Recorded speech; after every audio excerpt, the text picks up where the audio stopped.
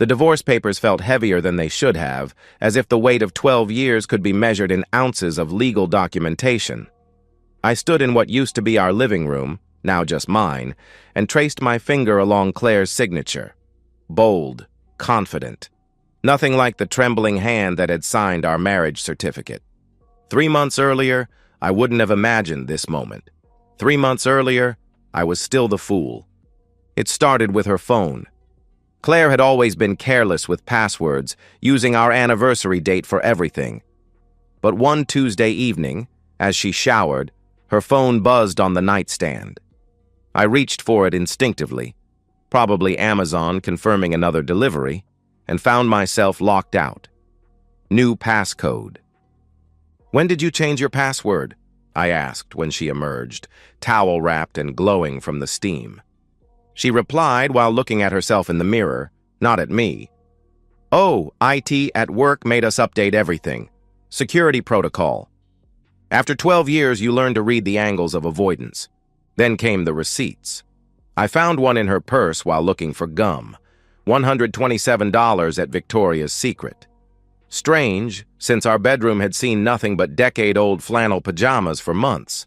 Another from a restaurant downtown, lunch for two on a day she'd said she was eating at her desk, buried in quarterly reports. The Wednesday book club started in February. She announced, pecking my cheek before heading out, "Finally making time for myself." But she'd return at 11 p.m. smelling of perfume that wasn't hers. Something musky and masculine clinging to her clothes like guilt. No wine on her breath, though book clubs were notorious for their Pinot Grigio consumption. And when I asked about the books, her summaries sounded suspiciously like Amazon reviews. "Which character did you relate to most?" I asked about her supposed current read. Her response was vague. "Oh, definitely the main one. Such a journey of self-discovery." The book was about a dog. My work in data analytics had trained me to recognize patterns. 20 years of spotting market trends, identifying anomalies in financial models, teaching algorithms to detect fraud. These skills bled into everything.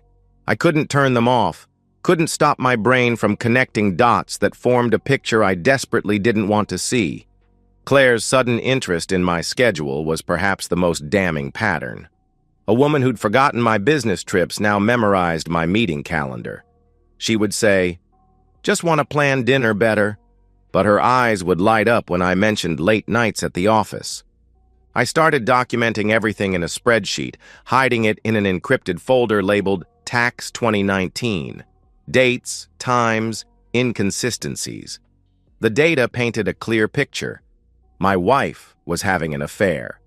The analyst in me was certain. The husband in me was drowning. 3 weeks into my documentation, she asked about my Thursday schedule with unusual persistence. "Probably another late one," I told her over morning coffee. "Johnson wants the Singapore reports by Friday morning." Her smile was too quick, too bright as she responded, "Poor baby, I'll leave dinner in the fridge." But Johnson had canceled our meeting that morning. His kid was sick. As I sat at my desk at 3 p.m. on Thursday, staring at an empty calendar and a half-finished report that could wait until tomorrow, I made a decision. My analytical mind had collected enough data. Time to test the hypothesis.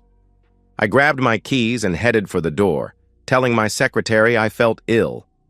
In a way, it wasn't a lie. The drive home was silent except for my heartbeat thundering in my ears, each mile bringing me closer to a truth I wasn't sure I wanted to confirm. The silver Audi in our driveway wasn't Claire's. I recognized it, though, had seen it at her CrossFit gym when I'd picked her up that time her car was in the shop.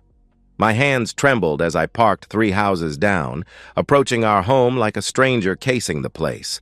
The front door would announce my arrival. It creaked on the 3rd floorboard, but the back door, through the kitchen, opened silent as a whisper if you lifted slightly while turning the handle.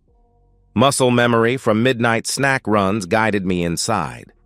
Their voices floated from the living room, and for a moment, I felt relief. Maybe it was innocent. Maybe her trainer was just... Claire's voice drifted out, but different, lighter. younger somehow. Can't keep sneaking around like this.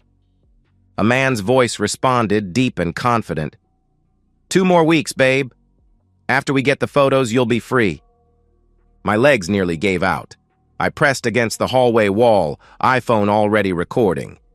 You sure the Rohypnol won't show up in tests? Claire asked. If Ethan suspects... The man cut her off. He won't suspect shit. Man's too trusting for his own good. Besides, Amber's a professional. She knows how to make it look real. My blood turned to ice water. This wasn't an affair. This was something infinitely worse. Walk me through it again, Claire said. I heard wine glasses clinking. The man continued. Simple. Tomorrow night you make his favorite drink. I've already measured the dose, enough to make him compliant but not unconscious. Amber arrives at 9, plays the escort you caught him with. We get photos of them in bed together. You file for divorce Friday morning citing infidelity.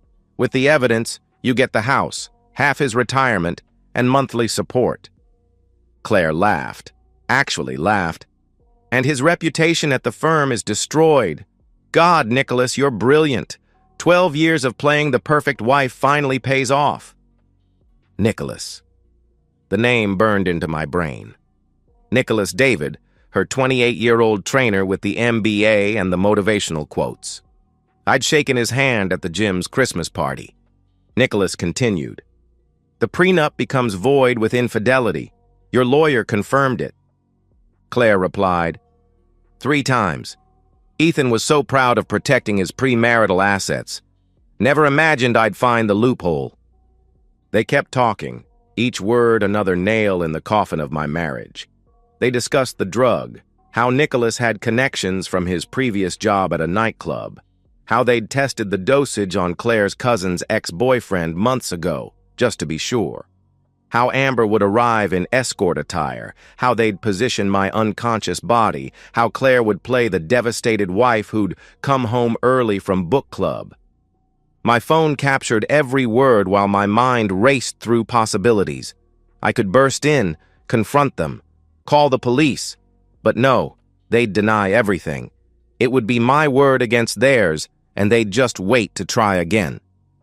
The strategic part of my brain, the part that had navigated hostile takeovers and corporate warfare, took control. I needed to think 3 moves ahead. They'd given me their playbook. Now, I needed to write my own.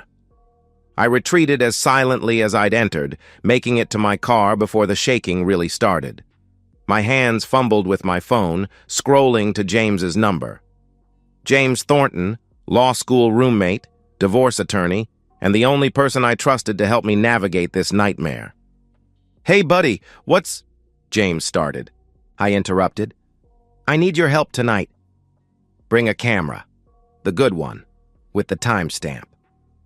Ethan, what's going on? He asked. I'll explain everything. Just... Can you clear your evening? I said. James responded. For you?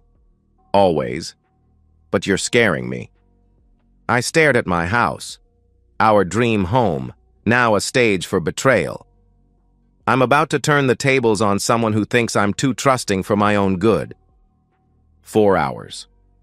That's all I had to prepare for the complete destruction of my marriage and the salvation of my future.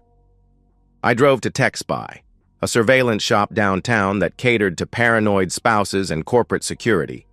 The clerk, a bored-looking kid with gauged ears, didn't blink when I bought 3 micro cameras, each no bigger than a button. Nanny troubles? He asked while ringing me up. I replied simply, something like that. Next stop, the pharmacy. I purchased extra-strength sleep aids, the same brand Claire occasionally used, and liquid melatonin. Nothing illegal, nothing that would seriously harm anyone, just enough to return the favor. James met me at a Starbucks near my house, his expression cycling through disbelief, rage, and calculation as I played him the recording. Jesus Christ, Ethan, this is attempted assault, conspiracy to commit fraud. We need to call the police, he said. I shook my head. With what proof? A recording that might not be admissible? They'll deny everything, lawyer up, and try again when I'm not expecting it. I pulled out my laptop, showing him the plan I'd sketched out. I need them to hang themselves with their own rope. James studied my notes, his lawyer brain engaging. The cameras are legal. It's your house. The recording too, since you were present. But switching the drinks, I finished his thought, is exactly what they plan to do to me. Except I'm using her own sleep medication. Nothing illegal, nothing harmful. Just enough to make them vulnerable to their own scheme. And you want me to? James began. I explained, document everything. Stay hidden, but ready. If something goes wrong, if they actually hurt someone, you intervene and call 911. But if it goes as planned... James nodded slowly. They wake up to find their plan backfired spectacularly. I returned home at 6:47, 13 minutes before my usual time. Claire was in the kitchen, humming while she cooked. Rosemary chicken, my favorite. The domesticity of it made my stomach turn. "Hey, baby," she called out, not turning from the stove. "Good day?" I replied casually. The usual. I kissed her cheek, tasting betrayal in her familiar perfume. Smells amazing. While she plated dinner, I installed the first camera in the living room, tucked into the bookshelf between two never-read novels. The second went in our bedroom, positioned on my dresser behind a cologne bottle. The third I kept in my pocket, insurance. Claire announced cheerfully, "I'm making you a special drink. You look tired." I accepted it graciously. "Thanks, love." The endearment tasted like ash. "Actually, let me grab some ice." In the kitchen, I set my drink on the counter while opening the freezer. My phone rang. James, right on schedule. I called out to Claire, "Babe, can you check if I left the garage door open? James is saying someone's been breaking into cars in his neighborhood." The moment she stepped outside, I worked fast. Her wine glass sat on the counter. I added the liquid melatonin, stirring quickly. My whiskey went down the drain, replaced with apple juice and food coloring from the back of the pantry. 20 seconds, maybe less. She returned with a slight frown. "It's closed." I replied casually, "Better safe than sorry." I took a sip of my fake whiskey, letting her see me swallow. "This is perfect, by the way. You always know just how I like it." We ate dinner in a parody of normalcy. She asked about my day. I fabricated meetings and deadlines. I asked about her book club. She invented plot points from a novel she'd never read. Two liars at a table, each thinking they were the only one. At 8:15, Nicholas arrived with practiced casualness. "Hey, sorry to interrupt dinner. Claire mentioned you might be interested in personal training packages?" Claire jumped in with impressive acting. "Oh, right. I forgot to mention, Nicholas stopped by the gym today asking about corporate discounts." I played my part, yawning widely. Sure. Come in, though I'm pretty beat tonight." Nicholas settled on our couch with suspicious comfort, launching into a presentation about fitness goals and nutrition plans. I nodded along, letting my eyelids droop, taking another visible sip of my decoy drink. I stood, swaying slightly. "You know what? I'm sorry, Nicholas. I'm just exhausted. Claire, can you handle this? I need to lie down." Claire responded sweetly, "Of course, baby. Get some rest." I stumbled to the bedroom, where James was already positioned in the walk-in closet, camera ready. Through the cracked door, I watched Claire and Nicholas toast with champagne from our anniversary bottle, the one we'd been saving for a special occasion. Nicholas raised his glass. "To new beginnings." Claire corrected him. "To perfect endings." They drained their glasses. The melatonin in her wine would take about 30 minutes. The sleep aids I'd dissolved in the champagne, her own prescription, would work faster. 23 minutes later, their conversation began to slur. 28 minutes, and Claire was leaning heavily on Nicholas. At 31 minutes, they were both stumbling toward the bedroom, expecting to find me unconscious. Instead, they found their own trap. Claire and Nicholas stumbled through our bedroom door at 9:07 p.m., their movements uncoordinated, eyes unfocused. They expected to find me unconscious, ready for their sick photo shoot. Instead, they found karma. Claire slurred, grabbing the doorframe for support. Where is he?" Nicholas tried to answer but swayed dangerously, his hand missing the wall by inches. They both collapsed onto the bed, fully clothed, compromised by their own weapons. James emerged from the closet, camera rolling, while I checked their pulses. Steady, strong. They'd wake up with nothing worse than a headache and the ruins of their lives. James muttered while documenting everything. "This is surreal. They actually brought the drugs. They actually planned this." The doorbell rang at 9:14. Amber. I'd almost forgotten about the third conspirator. She stood on my porch in a tight red dress and heels, looking exactly like what she was, a professional escort hired for a frame job. Young, maybe 25, with tired eyes under carefully applied makeup. She said, clearly confused, "You must be Ethan." "I'm supposed to meet—" I interrupted. "Claire and Nicholas. I know." I held up my phone, showing her a photo of them passed out. "The plan's been canceled." Her face went pale. "Look, I don't want any trouble. They said this was just photos, that you'd be agreeable." I explained calmly. "They lied. They were planning to drug me and use you to destroy my life." I pulled out my wallet, counting out $500. "This is for your time and your honesty. I need you to write down everything they told you, everything they planned. Date it, sign it. My lawyer will notarize it tomorrow." Amber studied my face for a long moment. "He said you were an asshole who cheated first. Said this was payback." I replied honestly, "I've never cheated on anyone in my life." Something in my voice must have convinced her. She took the money and the paper I offered, writing out a detailed statement in the kitchen while I made her coffee. Her real name was Jessica. She was working her way through nursing school. She'd done 3 similar jobs for Nicholas before, all divorces, all cheating spouse setups. Jessica said while writing, looking sick, "I always wondered why the husbands were so out of it. God, I feel sick. How many lives did I help ruin?" I reassured her. "You didn't know, but you can help stop them now." After Jessica left, with my lawyer's contact information and a promise to testify if needed, James and I moved Claire and Nicholas to separate rooms. Her on the couch, him in the guest bedroom, both fully clothed, both breathing normally. We left water bottles and aspirin within reach. I wasn't a monster after all. Then came the documentation. I printed everything.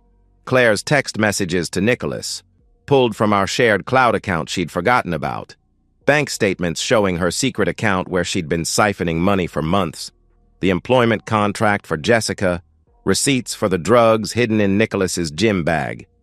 I arranged it all on the coffee table like a twisted art installation. The divorce papers, already prepared by James, sat in the center, a sticky note on top with my lawyer's number. For Nicholas, I prepared a similar package, delivered to his apartment by courier at 6 a.m. But his included something extra, screenshots of his conversations with 3 other married women from the gym, all discussing similar opportunities. His employer and the gym owner would receive copies by noon. The hardest part was the note. How do you summarize 12 years of betrayal? How do you explain the death of love in a few sentences? In the end, I kept it simple. Claire, the drinks were switched. Your own plan became your confession. The cameras recorded everything. Jessica provided a full statement. Your attorney can contact mine. Don't contact me except through lawyers. EPS, the prenup stands. I grabbed a suitcase I'd packed earlier and left the house I'd bought before I met her. James drove me to a hotel downtown, where I finally allowed myself to feel the full weight of what had happened. I didn't cry. I didn't rage. I just sat in sterile silence, staring at the city lights, wondering how I'd missed the signs for so long. Claire called 43 times the next day. Nicholas sent 12 texts, each more desperate than the last, begging me not to send the evidence to his employer. Jessica called once, just to say she was sorry and that she'd told 2 other women to check their husbands' drinks. The divorce was finalized in record time. Claire's lawyer, faced with evidence of conspiracy to commit assault, fraud, and blackmail, advised her to take the first offer. She'd leave with her clothes, her car, and nothing else. No alimony, no property, no retirement split. The prenup held like iron. Nicholas lost his trainer certification, his job, and his reputation. The gym banned him for life. 2 of the wives he'd been texting filed charges. He moved to Florida within a month, starting over where no one knew his name. Claire moved back with her mother in Ohio, her social media scrubbed clean, her phone number changed. Mutual friends told me she'd tried to spin the story at first, claiming I'd set her up, but the evidence was too overwhelming. Even her book club, which turned out to be real, just not where she'd been going, cut ties. 6 months later, I stood on the balcony of my new apartment, watching the sun set over the Pacific. The divorce settlement had left me financially intact but emotionally bankrupt. Moving to San Diego was supposed to be a fresh start, 3,000 miles from the house where my marriage died. The letter arrived that morning, forwarded by James from Claire's lawyer. Her handwriting on the envelope made my chest tight. I'd carried it around all day, unopened, like a test of my resolve. Now, with the ocean breeze carrying salt and possibility, I held the envelope over my balcony's fire pit.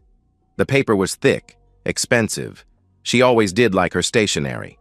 Without opening it, I let it fall into the flames. Whatever words she'd chosen, whatever justification or apology or accusation lay inside, I didn't need to know. That chapter was closed. My phone buzzed, my brother checking if I was still on for dinner. I texted back, "Be there in 20. Therapy had helped more than I'd expected. Dr. Martinez specialized in betrayal trauma, and she'd guided me through the rage, the grief, the constant questioning of every relationship in my life. She had told me, "Trust isn't about never being hurt. It's about knowing you'll survive if you are." The business thrived with my newfound focus. Turns out, when you're not constantly wondering where your wife is or who she's with, you can actually concentrate on market analysis. I'd landed 3 major clients and was considering opening a second office. Dating was still off the table. The thought of being vulnerable with someone new made my skin crawl. But I'd started recognizing the difference between Claire's betrayal and the possibility of future connection. Baby steps. My brother was already at the restaurant when I arrived, nursing a beer and scrolling through his phone. Michael looked up with that careful expression he'd worn for 6 months, the one that said he wanted to ask if I was okay, but didn't want to push. Michael said carefully, "You look good." I replied honestly, "I feel steady." It was the most honest answer I could give.